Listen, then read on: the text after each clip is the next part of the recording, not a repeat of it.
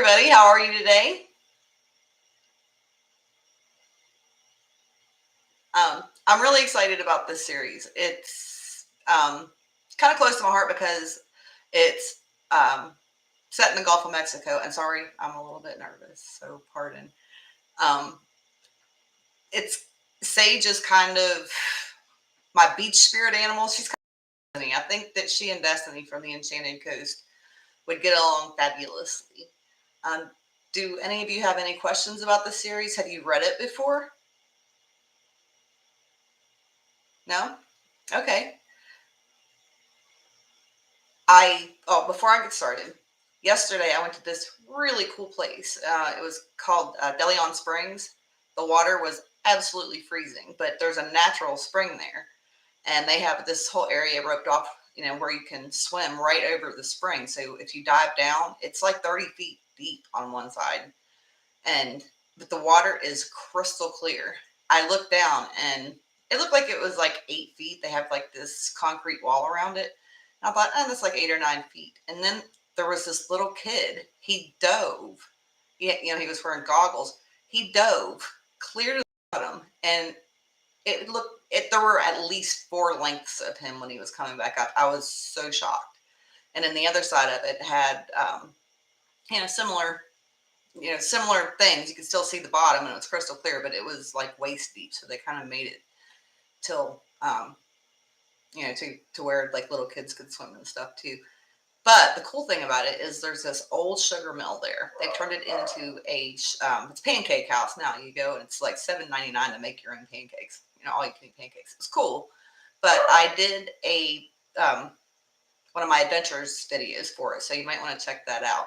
Weirdly, I didn't realize this until afterwards, but since we were swimming, I just pulled my tank top on over my suit. So I told him, I said, we can't post that. It looks like I'm not wearing any pants. But so if you watch I'm in my bathing suit. Just so I do have something on. But anyway, we had a blast. So if you're in the Florida area, it's so it's a little bit. It's right around Sanford, Florida, but it was really cool. We had a big picnic area. The hike. There's a lot of shady area, plenty of room. It wasn't, even though there were a lot of people there, it wasn't crowded. And for me, the history of it was, or the love of it was the history. We walked around the whole mill, and there were still pieces of it there. And it was actually burned down twice, once by the Seminole Indians in the Seminole War, and then once again by Union soldiers in the Civil War. And after that, they didn't rebuild it until, of course, we decided to turn it into a tourist spot. But anyway, if you want to check out that video, I'm not sure if Tim's posted it yet, but it will be up in the next day or two. I'm kind of hogging his setup right now. So does anybody have any questions about this series? Let me make sure everybody is allowed to chat. Yes. Okay, well then, if we don't have any questions, I'll go ahead and I'll get started. And I'll glance up every bit, just, in case anybody has any questions, I'll be paying attention. Anyway, this is the first book in my Enchanted Coast series, and it's called The Haunted Pendant.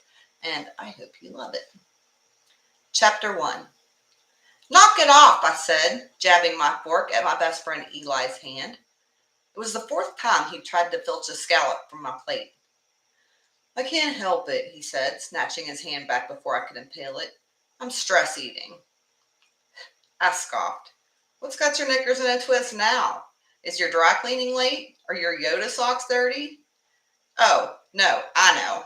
You forgot it was Tuesday and didn't steal the crossword out of Mr. Anderson's newspaper before he got it off the stoop. Stop minimizing my struggles. He scowled at me, his dark eyes narrowing. And besides, it's not any of those things, though I did miss the crossword this morning. I'm stressing about the dive. I paused, my fork halfway to my mouth. Unlike me, Eli tended to stress about pretty much everything, but never a dive. We'd been exploring Marauders Bay since we were kids, and we knew it inside out. The only truly dangerous part of it was Devil's Reef, a treacherous stretch of coral and sand that formed a horseshoe around the bay. The jagged coral and deep sugar sand created a hull-ripping quagmire that had sunk more than one ship over the years. That wasn't what worried me, though. We knew every inch of the reef just as well as we knew the bay, and Eli was brash, outspoken, and had never met a convention he didn't want to flout. That's why we've been best friends since kindergarten. He was also one of the most powerful warlocks I'd ever met. If he was stressing, then it would probably behoove me to stress too. What do you mean stressing? Like you're worried we'll rip a sail? Or you foresee our imminent shark-induced deaths? The shrimp and scallops I'd just eaten were swimming in my gut much harder than they ever had in the ocean. He blew a breath out through his cheeks and ran a hand over his face. I don't know, Sage. It's just a feeling, but it's hard to pinpoint because the storm messed with my juju. I don't sense any physical danger, just something else not good. Just not good or flat out bad? I fought the urge to run my hands over my arms to flatten the hairs that were standing up on them. I'd never known his senses to be wrong, and as much as I was looking forward to our post-storm adventure, I was neither stupid nor suicidal. Do we need to call off the dive? A Category 1 hurricane had blown through a few days before, and the water in the bay was finally clear enough to allow for some visibility underwater. We'd made some of our best finds right after storms, so the explorer in me was anxious to get out there. He pressed his lips together and pushed them to the side, thinking, if we do, we'll miss the shifts caused by the storm. Plus, Larry's going out of town tomorrow. I think instead of diving the reef, we should probably stick to the bay. Even if the boat sinks, we can swim back to shore. I had to hope he was kidding, though I couldn't be sure. Larry was the only captain we ever went out with. He was reliable and capable. Not that the other captains weren't. It was just that Larry'd been taking us out to look for treasure and explore the ocean since we were kids. And our Saturday dives were sort of a tradition. Still, it would suck to sink his boat just because we wanted to explore the bay post-storm. No trinket was worth that, and even as talented as we were, I wasn't sure we could levitate an entire sailboat back to shore. Okay, I said, then stared at him for a few seconds, watching his expression. What? He snapped. Why are you looking at me like that? Did the feeling go away now that we changed our plans? He rolled his eyes and heaved a long-suffering sigh. It doesn't work that way, and you know it. I pushed the last remaining bit of linguine around on my plate, not even really seeing it. Young lady, that butter sauce is manna from the heavens. Ezra didn't make it for you to play in it. A pleasantly plump woman on the other side of middle age clucked at me as she filled my iced tea. And since when do you leave so much as a noodle behind anyway? I smiled at her, though my mind was still a little distracted. Never, Maris, and don't tell Ezra. He'll think I'm sick and send me home with a gallon of chowder to help me recuperate. You say that like it's a bad thing, Eli said, his generous lips curving into a half smile. If you don't want it, I'll take it. Ezra made the best seafood chowder that had ever passed my lips. Rich, creamy, and made with only the freshest ingredients. Larry, who was Maris's brother, was a shrimper by trade, so Ezra had an inside track on the good stuff. Maris flapped her hand at Eli. You about eat us out of house and home here, you and your all-you-can-eat fried clam addiction.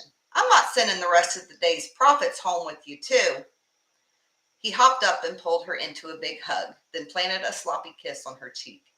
You know you love me, Miss Maris. I'm your best customer. Her plump cheeks pinked, and she smacked him on the arm as she patted her gray hair. Fresh! Now go on, you two. Surely you have something better to do than sit around a musty old fish house on such a beautiful day. Her description of the restaurant was way off base.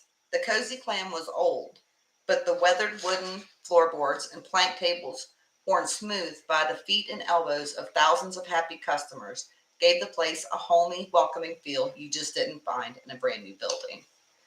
Used nautical pieces, including fishing nets, deep-sea lures with chipped paint, Old line weights, and even a wheel salvaged from a sunken pirate ship covered every square inch of wall, giving it an authentic feel that you'd never get in a seafood chain. The smells of ocean air, fried seafood, garlic, and fresh French fries had hovered in the air for so long that it had permeated the very walls. There was nothing about the place that wasn't amazing, at least to somebody who'd grown up on the ocean's edge. I plucked the last hush puppy from our shared cardboard boat and popped it in my mouth as I dug my wallet out of my backpack style purse. After handing Maris enough money to cover the tab and tip, I gave her a quick hug. Thanks for another awesome lunch. We have to hustle or we'll be late meeting Larry. She rolled her merry green eyes and smiled as she tucked the cash into her apron. Like that old coot ever knows what time it is anyway. Fair winds and good luck exploring. When we passed out the door, I took a deep breath of fresh air washed clean by the hurricane. The storm had only brushed the coast, so that the only thing left in its wake was perfect weather. The humidity was low, which was rare in our little Florida town. I glanced over at Eli as we rounded the corner to follow the boardwalk down to the docks. Are you feeling better? He nodded and tossed his backpack over his shoulder. I think so. I love storms, but I hate what they do to my magic. Everything is muddy. I think we'll be fine, though. I'm not scared. I just feel like something's coming. It might not even have to do with the dive. I waggled my eyebrows at him. Something wicked this way blows? Laughing, he gave me a little push. Go ahead, make fun of me. You know I'm never wrong. That much was true, but it didn't mean I'd ever miss a chance to tease him. Speaking of something wicked, he said, and I followed his gaze. Fabulous, I mumbled when I saw our two high-fashion, low-class brunettes heading our way. Faith and Hope Ward had plagued us since the third grade, when they'd moved to Marauders Bay with their father, who, oddly enough, was an absolute joy. They were identical, other than a mole above the right corner of Faith's mouth. The twin witches were rich, snobby, and condescending, and never missed a chance to take a shot at one or both of us. Oh, look, Eli, it's Bibbidi and Bobbidi, I said when they were within hearing distance. They must have been trolling the docks for a little Saturday night spending cash. Eli snickered. You're probably right. I have faith they'll find out, but I hope the poor guys didn't catch anything. One of his favorite ways to get under their skin was to twist their names around. Faith smirked. Yeah, because we're short on cash. Daddy has more money than God, and you know it. What brings you two weirdos down here?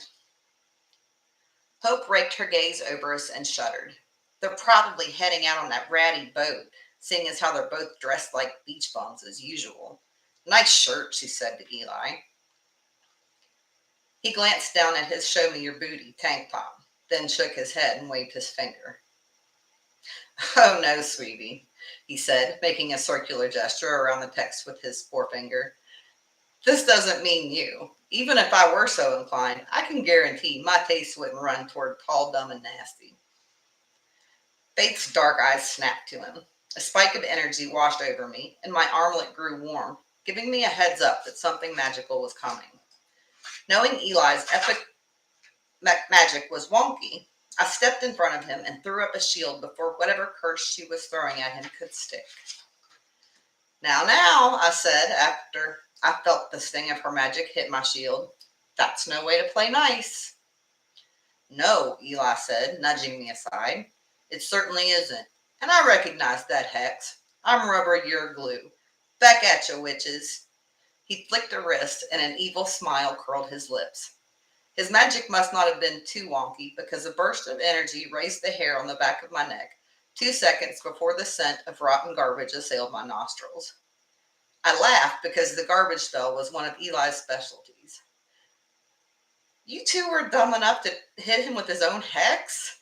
I asked them, only semi-incredulous. Nothing dumb or unoriginal they ever did entirely surprised me. Faith's face went red and she raised her hand again. I wouldn't do that if I were you, I said, wagging a finger at her. You know you'll only make matters worse, and if you run to your father, we'll tell him you started it. Hope glared at me.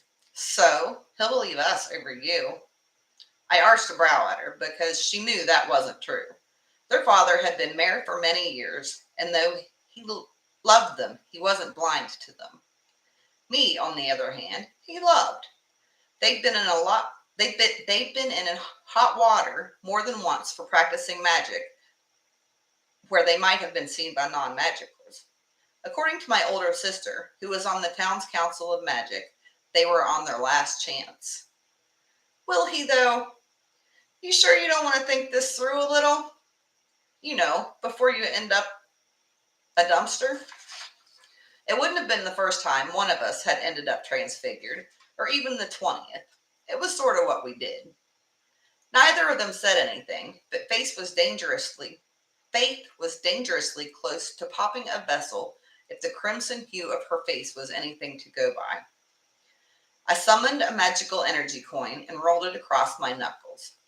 Time's a ticking, ladies. We have places to be, so if you're going to throw down, let's get this show on the road. Faith and Hope both had the bloodline to be talented, capable witches, but they didn't have the dedication. Most of the time, I'm sorry. Sarah, I just saw your text. I'm sorry you couldn't stay, but thank you for stopping in. So we'll get back to it. Faith and Hope, I just didn't want to not say goodbye before she left. Faith and Hope both had the bloodline to be talented, capable witches, but they didn't have the dedication. Most of the time, any spells unrelated to clothes, hair, or makeup were clumsy and poorly executed, so they tended to rely on sneak attacks rather than face-to-face confrontation. Hope took Faith by the arm while glaring daggers at us. Come on, Faith. We've wasted enough time on this trash. Excuse you, Eli said, crossing his arms and staring down his nose at them. I think you have that backwards. Which of us smells like something that fell out of a garbage truck? Faith gave a high-pitched, huh, but let Hope drag her away. We stood there until they turned the corner, because we'd learned long ago never to turn our backs on them. I'm rubber, you're glue, I asked, turning to Eli with a raised brow. Really? What are you, 8? He lifted a shoulder and gave me a smug smile. I can adapt my maturity level to match any circumstance. So I see. How'd you know she was hexing us? He asked as we continued our stroll down the boardwalk. Your armlet, or was it just an educated guess? My armlet. Earlier in the summer, I'd helped an ancient witch track down a grimoire that had belonged to her grandmother. As thanks and payment, she'd given me an armlet made of gold and silver. A golden crown was set over a sunburst, and the intricate band was sterling. Several different stones adorned it, placed in strategic places throughout the runes etched into the band.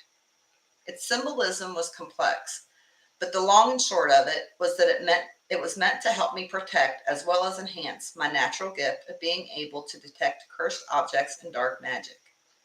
Because I'd had more than my fair share of close calls, I was willing to take any help I could get. Plus, it was pretty and unique.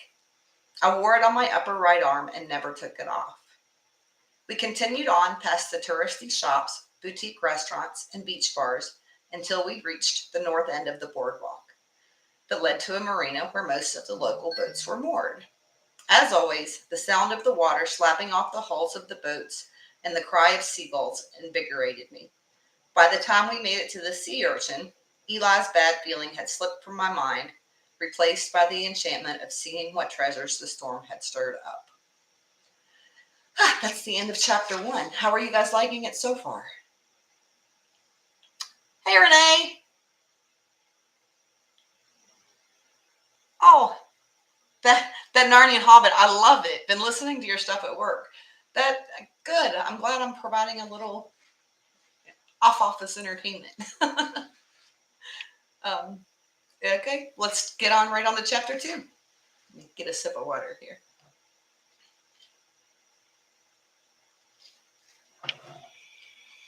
Permission to come aboard, I called as we stopped by a sailboat with sea urchins scrawled in flaking blue paint across the white transom. Though Larry had a shrimper he used for work, He had a little 30-foot Catalina sailboat that he lived on and used for leisure. He always said fuel for motors wasn't cheap, but air for sails was free. Hi, a gravelly voice called back. Board and be quick about it. Tide's coming in, and if we're crossing the reef, now's the time. About that, Eli said as we walked up the short plank and stepped over the safety rope. Change of plans, if it's all the same to you. We think we need to keep it in the bay. Larry, a weather-beaten man in his 60s, glanced up at us from where he was sitting on an overturned 5-gallon bucket mending a net. His blue eyes were speculative. Any particular reason why? I glanced at Eli. Larry knew all about us, but he was a typical old-school sailor, superstitious to the nth degree. Nah, Eli did. Just a little short on time. I figure we'll dive for an hour, then call it a day. Larry lifted a shoulder as he tied off his repair and gathered the net. Suit yourselves. I could use an evening off anyway. I spent most of the night helping clean up the shoreline. Can't have all these tourists tripping on dead seaweed or complaining about the smell of dead fish. Storms tended to wreak havoc on the shoreline, and he was right that tourists complain. Poseidon forbid any natural proof of a hurricane mar the white sand beaches they drove hither and yon to lounge on. No, we can't, I said as I helped him store the net. The diner was full for breakfast this morning. As soon as that storm cleared, the inn booked up, so the beaches should be busy today. It's been slow up to now, though, so the town could use the business. Winter's coming, and we'll be seeing plenty of them soon enough, he replied, then scratched his grizzled chin as he gave Eli a speculative look. You two don't ever want to come back any sooner than necessary, though. Something I should know about? I bit my lip, tempted to confess, but Eli replied before I could. Nope, the storms messed with my juju a little and made me jumpy, is all. Nothing specific, and we do have things to do. That much was true. The day before, I'd promised my sister that I'd go through a backlog of antiques and check them for hexes or curses or other magical issues so she could appraise them and get them up for sale. My family ran an antique artifacts business, and though we dealt in common antiques and interesting objects we found at sea just to keep the business going, the artifacts were the meat on the bone of our business. Unlike the value of standard antiques, the better the historical story or mystery on a rare piece, the more money it brought in, regardless of what the value would be without the backstory. Willow was capable of checking them for bad magic, but it wasn't one of her strengths like it was mine. She was pathologically organized, though, and there were bare spots in the shop that she wanted, or rather needed, to fill. The mess in the back wasn't doing anything for her mental health either. We were the 4th generation to work in the family business, and we learned the hard way to never sell an item or even let a potential customer touch it without cleansing it first. I might be a goof off, but not when it comes to that. That was one of the many reasons I justified diving as much as I did.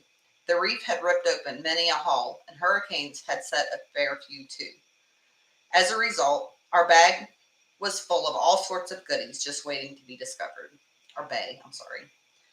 Most of it was only worth anything to someone who appreciated the mystery of something long lost found. But we found our share of valuables too.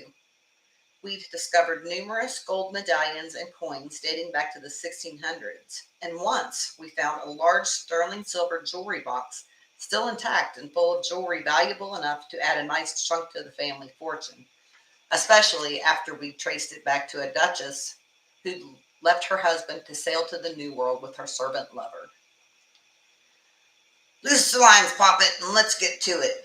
Larry's peg leg tapped against the deck as he ran the mainsail up, and Eli jumped to get the jib. One thing about Larry, he immersed himself in the sailor's life. I don't just mean he lived on a sailboat, drank copious amounts of rum, and had a large, colorful vocabulary, though that was all true too.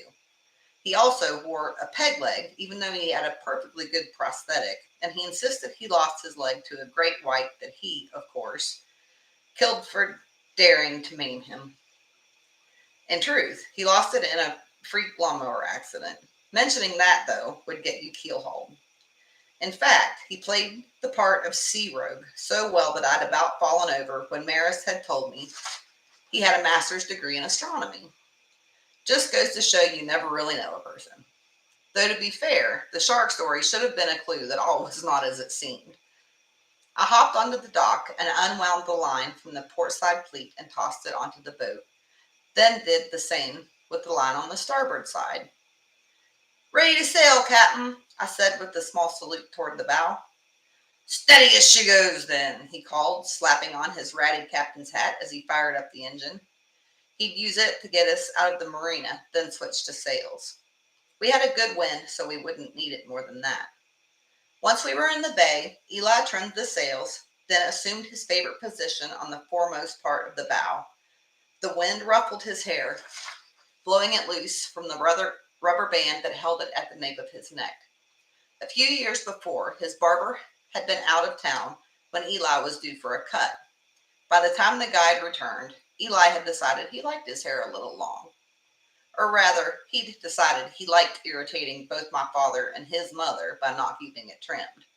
Now he wore it just long enough to gather it in a short ponytail. Truth be told, he looked a little pirate-ish where he stood. "Ahoy, matey," he called, grinning at me over his shoulder. He'd taken his shirt off, and I was a little jealous that it took me a week to get as tan as he could in 10 minutes. "Ahoy," I called back, then made my way to where he was, grabbing a mast line when we hit a swell. The water was still a little choppy, but not too bad. The important part was that it was mostly clear. Visibility was important, and we were luckier than if we hadn't had the reef. The water would have still been murky from the storm without it. "I'm glad we decided not to cancel today," I said, enjoying the sun on my face and the sound of the sea slapping the hull as we cut through the chop. It would have sucked to wait another 2 weeks to do this. "You're telling me," a gruff voice grumbled from behind me. Larry was making his way toward us, barely touching a line for balance. "I'm the one's going to be landlocked that long."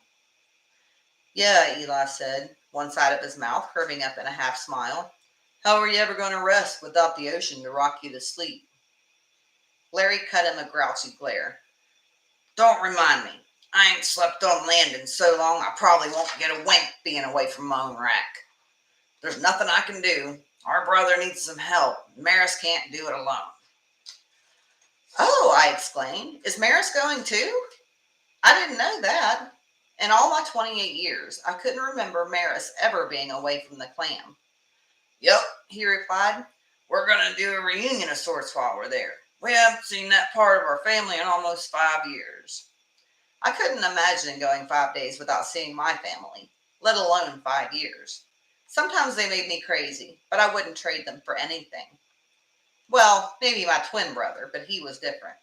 He was the one closest to me in personality, which meant in addition to being funny and easygoing, he was also stubborn and willful. Those traits served me well, but I didn't like running up against them and him. Mom had always joked that she'd gone a week over her due date because we were busy arguing over who got to make the trip first. In the end, I'd won. "How far out should we go?" Larry asked, eyes on the horizon. "I think we're going to do a shallow dive, so let's keep it at a couple miles," Eli said. "That way we can cover more area." The bay was shallow and didn't hit more than 20 feet deep until the reef, which was about 3 miles out. In most places, it wasn't even that deep. We'd been diving for so long that we could both hold our breath for plenty long enough to explore a bit before we had to come back up for air, even without magic. Movement in the water caught my eye, and I grinned when I saw a small school of dolphins shoot around the bow. I hurried toward the stern, careful to brace myself with the lines so I didn't go overboard. It wouldn't be a big deal, but Eli and Larry would never let me live it down. Sure enough, fins flashed in the sun as the dolphins jumped and rolled, playing in the boat's wake. Even though it happened all the time, I never got tired of seeing it. I plopped down on the transom and dangled my feet over while I watched them play. I smiled when the water turned and spiraled up, forming another dolphin, this one made of seawater. It leapt over the foam in the wake, and I didn't have to turn around to know that Eli was standing behind me. It was one of his favorite tricks, and he knew how happy it made me.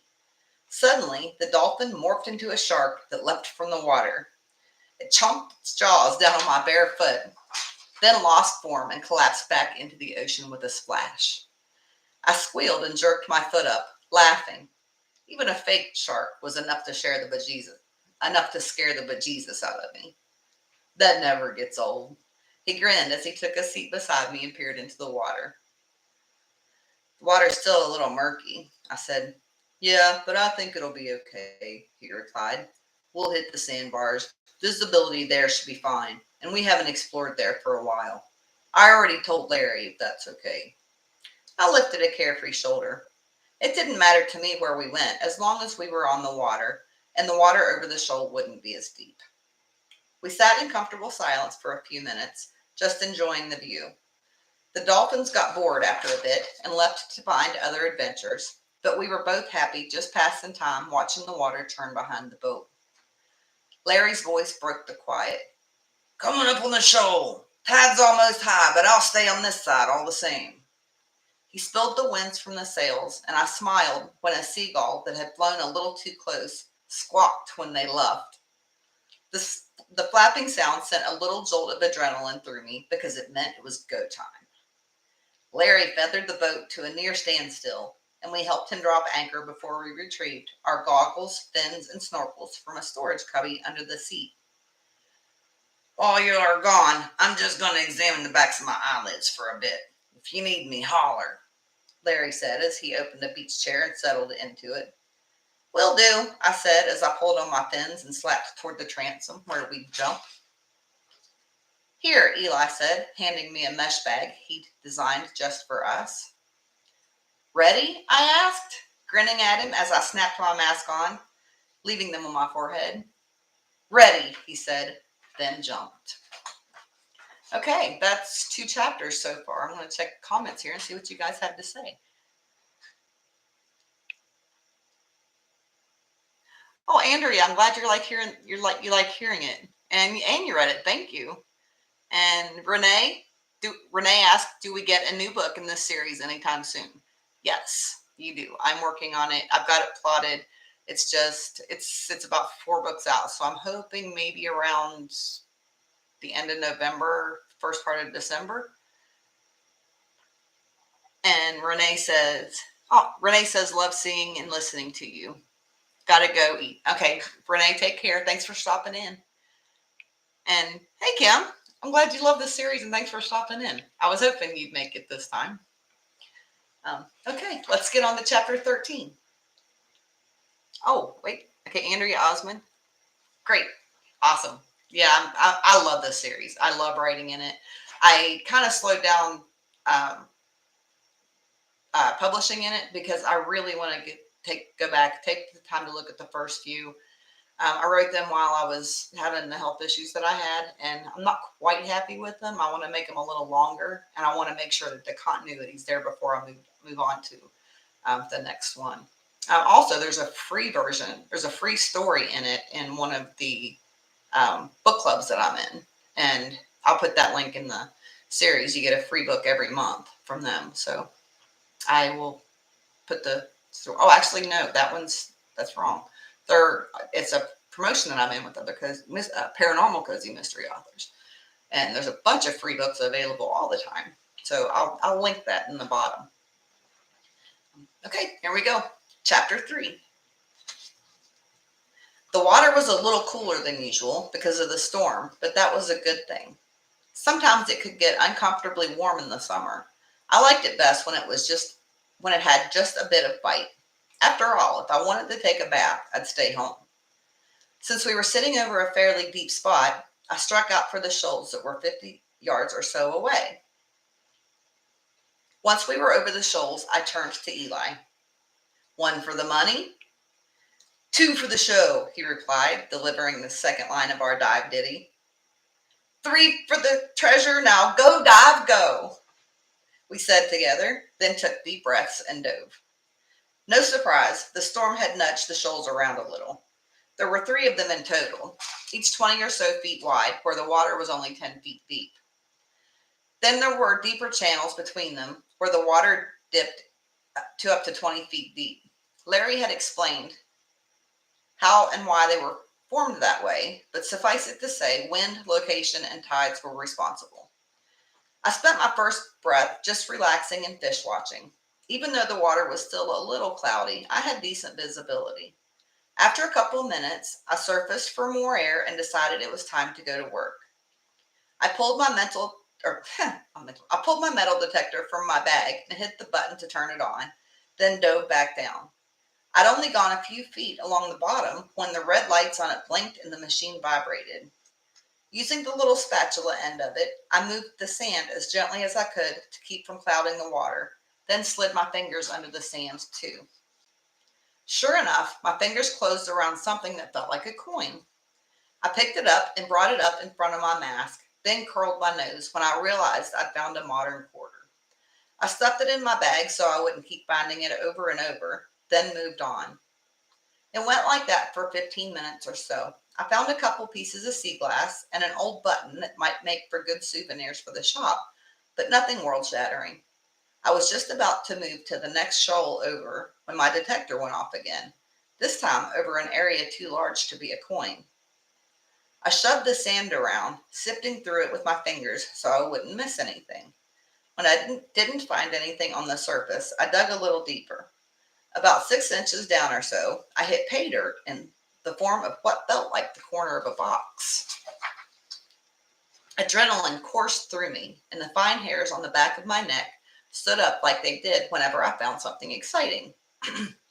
I was almost to the end of my air supply, but didn't want to risk losing the find in the murky water before I at least got it uncovered. I dug a little quicker, trying to pull the sand away faster than the hole filled back in. Finally, my hand closed around a leather handle. My air was nearly gone, so I shrugged my bag off and shoved the string down and around the handle, then pushed my way toward the surface. I sucked precious air in, then looked around for Eli. He bobbed to the surface 50 feet from me. Hey, come here, I found something. If we could get the box out of the sand far enough, Larry had a winch we could use to drag it to the boat. I didn't want to attach anything to that handle to drag it out of the sand, though, because I didn't want to damage it any more than the sea already had. Eli swam toward me. What did you find? A box of some sort, maybe a chest. It has a leather handle on it, but I can't get it uncovered enough to pull it out. It's marked with my bag. He grinned. Let's go see what you found. With that, he sucked in a lungful of air and dove. By the time I swam back to the box, he was already digging with both hands, so I joined him, drilling my hands into the sand a couple of feet away in the direction the box was sitting, in the hopes of finding a handle on that end, too. If we could get a hold of it from either end, that might make it much easier to pull out. After 10 or 15 seconds, he tapped me on the shoulder and motioned for me to move back. When I did, he rolled his shoulders and focused on the box. I realized what he was about to do and shook my head. Magic underwater was tricky. I didn't doubt his abilities, but I really didn't want to damage that box. He didn't see me in time, though, and green light flashed as he cast the spell. Rather than move the sand or pull the box to the top or do whatever it was he'd intended, the magic bounced off the sand and my armlet almost burned me, it got so hot.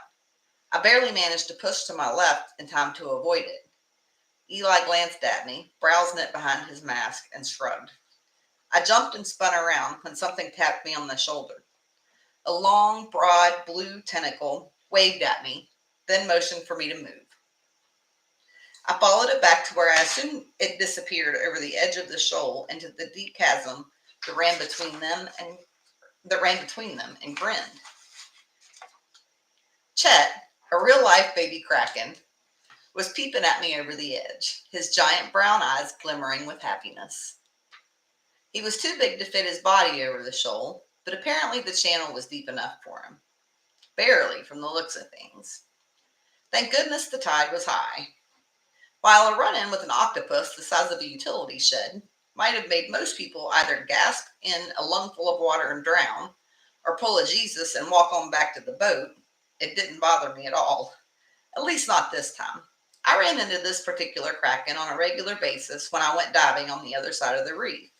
I'd met Chet, that was just the name I'd given him, a couple years ago, and he'd proven to be friendly and even helpful at times. He nudged me a little, so I did as he asked and gave him some room. As soon as I did, he wormed his tentacle into the sand and gently pulled the box free. Once it was sitting on the surface, Chet flipped his tentacle upside down in a what now gesture, then pointed to the boat. He was asking if we wanted him to drag it closer. I held my finger up to him, asking him to hang on, then motioned to Eli to surface. When we broke the surface, he was grinning. Did you see the size of that thing? Assuming he was talking about the box rather than the kraken, I grinned back. I did. It looks like an old steamer trunk. I wonder what's in it. No idea, he replied. Maybe nothing, but I can't wait to see. He pivoted toward the boat and held his hand up to shield his eyes. I can't see the dinghy, so I can't summon it. You'll have to. Larry kept the dinghy with the trolling motor tethered to the aft of the boat at all times in case of emergency or if he just wanted to putter without dragging the big boat out. Also, sailboats weren't exactly made for fishing in shallow water. Eli was an ace at a lot of things, but summoning wasn't one of them. I closed my eyes and pictured the boat, then pulled my magic up. After I untied the boat, I willed it around the corner of the boat and toward us. Once it was a few feet away, I released my magic and swam around to grab its tether, then handed it to Eli. Hold this. I'll go ask Chet to lift the chest in. He nodded, and I dove back toward the trunk. Chet was still hovering in the channel between the shoals, but extended his tentacle toward me when he saw me and flipped it over again in askance, then pointed toward the dinghy that floated above us. We'd developed a handy nonverbal communication system over the years, and I knew what he was asking. I nodded and gave him a thumbs up. As he drilled gently into the sand with his tentacle, I had to admire how dexterous he was. Even though the appendage was every bit of 20 feet long, he had total control of it all the way to the tapered blue suction cup tip. Once he'd worked his tentacle under the truck, he encircled it and lifted it toward the dinghy. I surfaced just in time to watch him settle it into the little boat with a soft thunk. I stuck my head back under the water and gave him another thumbs up and a smile. He waved before slipping into the crevice, a swirl of sand following him. You ready to dig into our booty? Eli asked from the other side of the dinghy, and it said a lot about how excited he was that he didn't realize exactly how that had just played. I raised a brow at him and grinned. I don't know about all that, but I'd definitely like to see what's in the trunk. He rolled his eyes as he hoisted himself into the dinghy, then held his hand down to me. You're just wrong in the head. Come on up here and let's see how rich we just got. I took his arm and he groaned as he tugged me into the little boat. Holy geez, Sage. I scowled at him as I scrambled into the boat and plopped down on the aft bench. Not another word unless you want to walk around with neon green nipples for a week. He reflexively crossed his arms as he sat down beside me. That's just mean. Maybe, I said, nudging him with my elbow and smiling at him.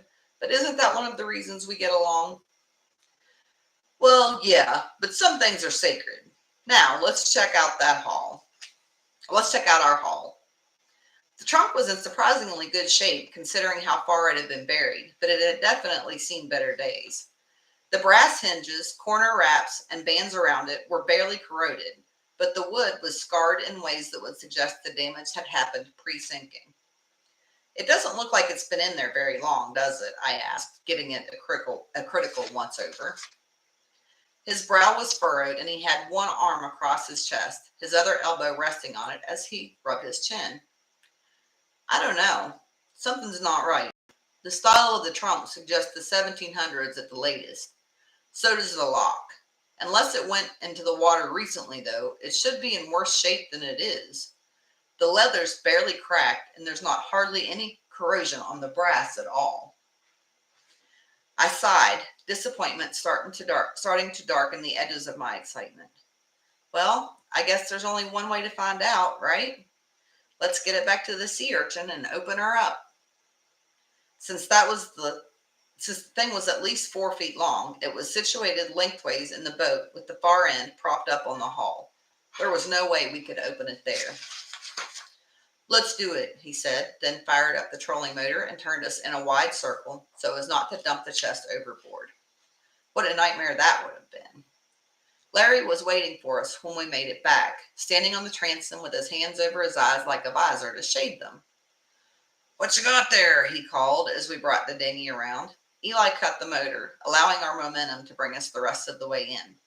I tossed Larry the line and he pulled us up tight. A trunk, I replied, and he rolled his eyes. No kidding. What's in it?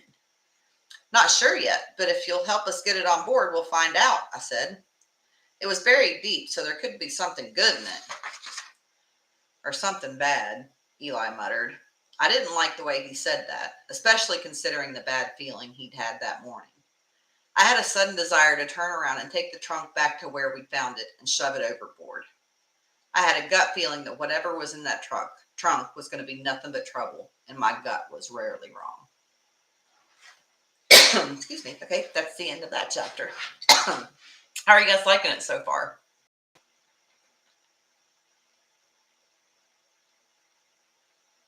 Hey, Renee, what's up?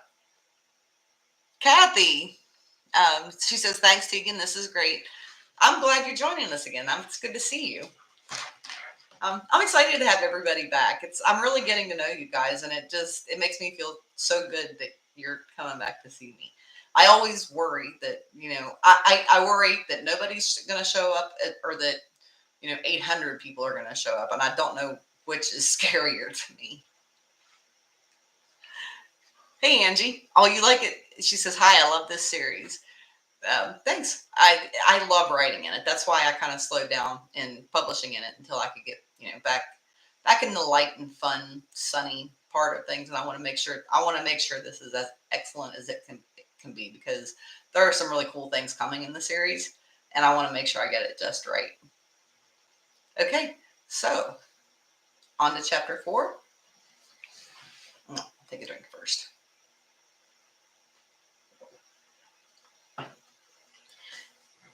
While I'm reading, if any of you have been to the Gulf of Mexico, or if you've ever been diving or anything, or been on boats, let me know. I'm a fellow boater and a fellow beach girl, so I'd love to hear your stories about where you've been and stuff.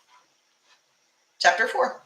It took some maneuvering and more than a little magic to get the trunk out of the dinghy and onto the deck of the sea urchin, but we did it. It was a typical antique trunk, wooden slats with a rounded top, brass hinges, and brass bands around it to strengthen it. Larry squatted down next to it and examined the old-fashioned lock. I can have that open in 2 shapes if you want me to. We definitely want you to, Eli said, then held up his hand. Or maybe we don't. I shot him a look, asking if all the water had run out of his coconut, but he shook his head. There's magic in there. Can't you feel it? Since that was usually my specialty, I reached out with my senses. I did pick up something, but nothing as strong as he obviously was. I lifted his shoulder. Yeah, I guess I can, a little. I gave it another mental poke, and this time my armlet warmed. I withdrew with a sharp exhale. No, not a little, he said. A lot, and I don't like it. Larry looked between us. Aye or nay? I learned never to go against Eli's gut. If he said no, it was a hard no. I shook my head. We'll take it back and have Dad open it there at the shop. Better be safe than sorry, but you can come with us if you'd like. Larry shook his head. Not unless we can do it right away. Remember, I'm leaving in the morning, and I still have to batten down the hatches and do half a dozen other chores before I just leave everything for 2 weeks. That made me feel bad because I could tell he was as excited as we were to see what was in it. The thing weighed a ton, so it wasn't empty. There was magic involved, though, and it was better to disappoint him than accidentally get him hurt or killed just because we couldn't manage our curiosity. I'll take a video when we do it so you can see what all's in there. We'll make sure you see every single thing that comes out of it, Eli told him. I don't feel safe just opening it before we've tested it 7 ways to Sunday to make sure nothing bad is going to spring out at us. Larry nodded and gave us a grizzled half smile. I get it. I can't say I'm not a little heartbroken, but I get it. I frowned, my gaze roaming over it in search of any clue as to its origins. I don't understand. What's a magical trunk doing sitting at the bottom of our bay? What if somebody non-magical had found it? It doesn't make any sense. Larry shook his head and squinted one eye, Popeye style. The sea's a mysterious wench with many secrets. She doesn't often give them up, so you may never know where it came from. Sometimes, lass, it's best to leave well enough alone. Eli sighed and rubbed his forearms and gave the trunk the stink eye. I agree. I don't like it. You may do better to put it back where you found it, Larry said, rubbing the nape of his sunburned neck. I thought about it for a moment, then shook my head. I don't think so. We can't leave it there for somebody else to find. I pulled my cell phone from my duffel bag to text my father, but I didn't have any reception. Let's just get it back to shore. Dad's dealt with magical artifacts for decades. He'll know what to do. A thought struck me, and I turned to Eli. Do you think this is what your bad feeling was about this morning? Yeah, he replied. I'm afraid it is, but it's spilt milk at this point. We'll just have to deal with whatever comes when it does. And I do mean when, and not if. I toweled off and shrugged back into my jean shorts and tank top, while Eli and Larry weighed anchor, a million questions running through my mind. I cleared my mind and did a deeper dive into what the trunk might be hiding. I huffed in frustration after a few moments because even though I could sense magic, the trunk seemed to be pushing me away. I understood now how Superman must have felt when he was trying to see through lead. I doubled my focus, determined to read whatever that box was trying to hide. My concentration was broken a few seconds later when my armlet became warm again, then downright hot. The second I pulled my attention from that box, it cooled again. That was new and definitely not good. To distract myself, I joined Larry at the helm. He remained quiet, which went against his nature. You okay? I asked, his troubled aura brushing against my senses as a cold cross breeze luffed the sails for a minute. He shook his head. Ill winds are blowing, lass, and I don't know that they'll blow anybody any good. I shivered, then sighed. What was done, so all I could do was mitigate the risk and null whatever bad juju the trunk contained. It wouldn't be the first time I'd come across magical nasties, and it probably wouldn't be the last. But when an old sea dog was telling you things felt off, it was a smart person who listened to him. Okay. I'm going to stop there for the day, and I would love to... Yeah, hey, Renee. I just said hi. Hey, Jennifer. I got a pink smiley hand. And so if you guys have any questions about the series, I would love, go ahead and shoot. There are 3 books out in this series right now, plus the short story that's free. I had a 4th one out, but I pulled it. I wasn't happy with it. So there were a few more things I wanted to get into the story. So, I figured I'd rather pull it than give you guys a bad story. And if there aren't any other questions, I am wanting to get the rest of these books in audio. I'm either going to do it myself, which will require expensive equipment. It's kind of prohibitive right now, but not nearly as prohibitive as paying a narrator, which books can cost anywhere from $1,200 to $2,500 to do. So, with as many books as I have, I want to get them all in narration. So I started the channel, and I've been doing some other stuff, and I'm hoping to get it done. And I might try narrating a few of them myself too.